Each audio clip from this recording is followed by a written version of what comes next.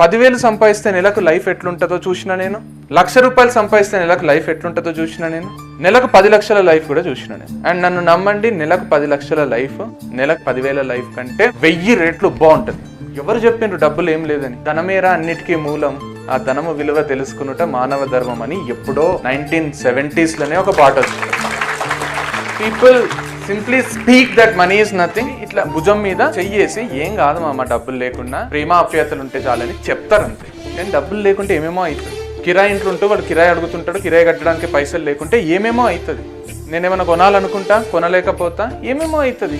ఇల్లు, area, ambience నీట్గా ఉంటేనే హాయిగా ఉంటుంది. ఏమైతుంది? ఇంత టైం ఉంది కదా. ఇప్పటి నుంచి వేరేళ్ళందరూ టైం వేస్ట్ చేస్తుంటే నువ్వు చెయ్యకు చాలు. వేరేళ్ళందరూ గలీజ్ వాటికి అడిక్ట్ అవుతుంటే నువ్వు అడిక్ట్ కాకు చాలు. వేరేళ్ళందరూ పిచ్చి పిచ్చి పనులు చేస్తుంటే ఆ పనులు నువ్వు చెయ్యకు చాలు. నార్మల్ లైఫ్ లీడ్ చెయ్యు, లైఫ్ ఎక్స్ట్రాడినరీ ఉంటుంది. Just do certain things right.